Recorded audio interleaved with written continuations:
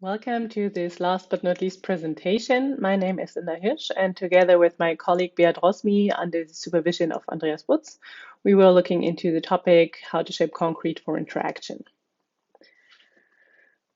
So, why concrete? Concrete is one of the most used materials in construction worldwide. This makes it a ubiquitous material that can be found anywhere, let it be in a public space or a kitchen counter indoors. Prior research was already looking into its capacitive, thermal, and permeable qualities, proving that it can be turned into an interactive material. However, we also saw a lack of research considering how to do this so that users would understand the change from a prior non-interactive material to an interactive surface or object. We see the relevance in the topic considering a more overarching goal of sustaining but also enhancing existing environments. This led us to the following research questions. So how can we reshape concrete so that users understand and perceive it as interactive? How can we explicitly design it for certain types of tactile interactions? And how does the user perception change from a lab to an in situ situation? We decided on applying a metaphorical approach, in particular using traces of use as a design strategy.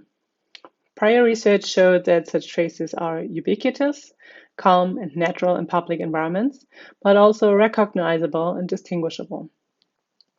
Additionally, there are signs of previous human interaction, which might be an advantage when turning concrete as a mainly not interactive material into an interactive one.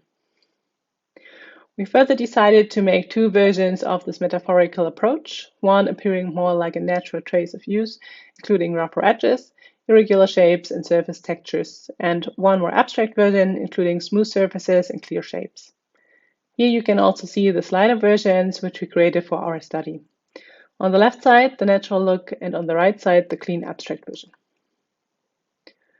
One of the first questions we had to tackle was how we could transfer a used look or feel into concrete. Hence, we tested 4 different approaches, starting with simulating the traces by actually repeating an interaction various times on modeling clay. Then we also created negative models using modeling clay or sculpted the positive into it to take another silicon layer first before pouring the concrete on top of the silicon.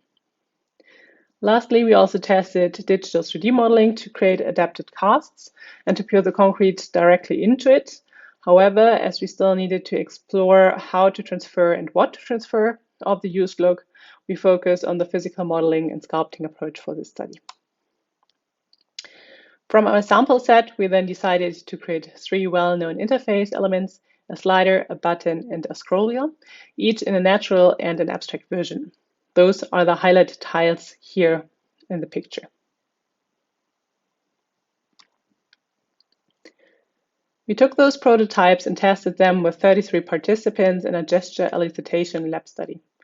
We decided for a lab study because we wanted to receive participants' unbiased opinion about the piece's understandability, look, and feel.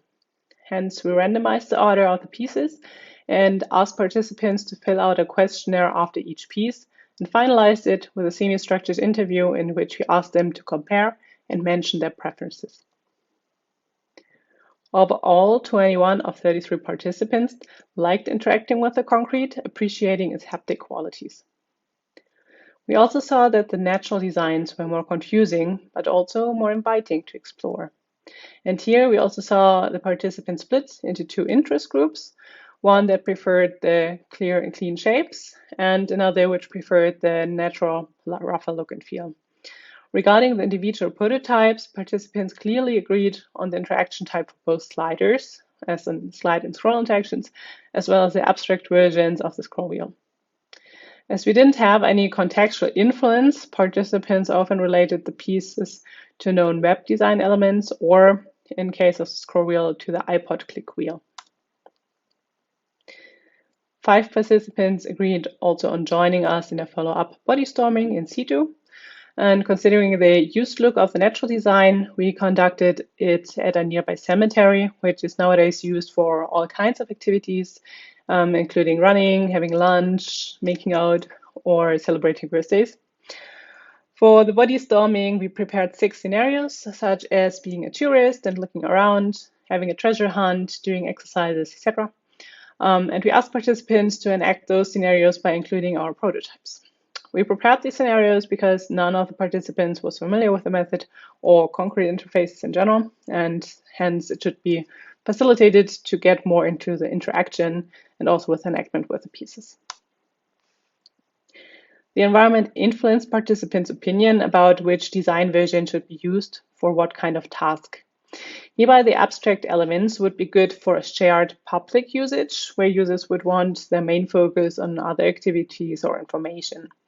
For example, they could serve as an input element for text display or for counting laps when running. In comparison, participants suggested to use natural designs more to express socio-emotional messages through the tactile feedback.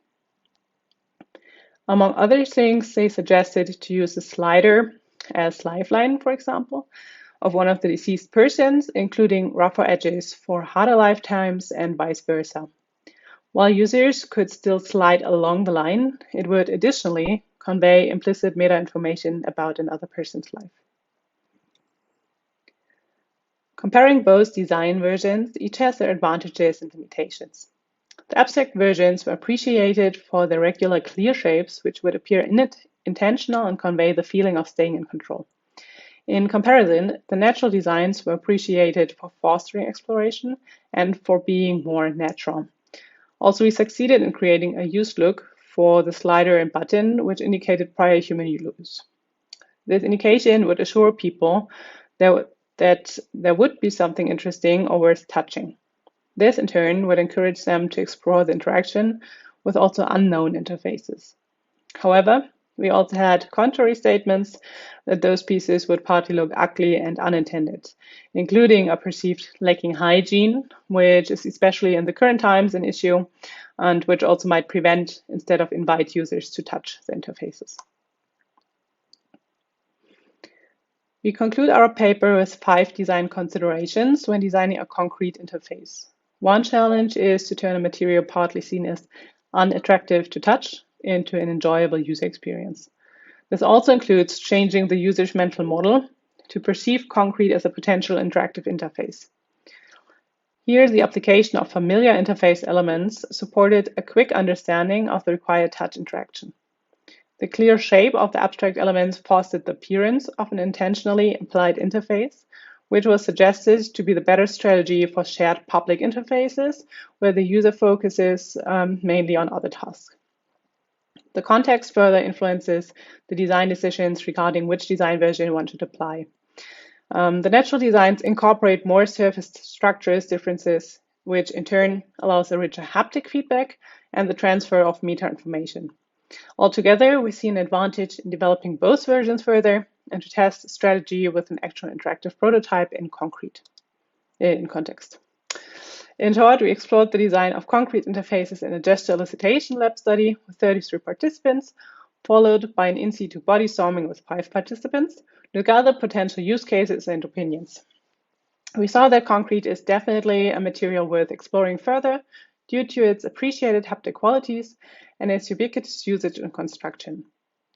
With this, I thank you for your attention and look forward to your questions.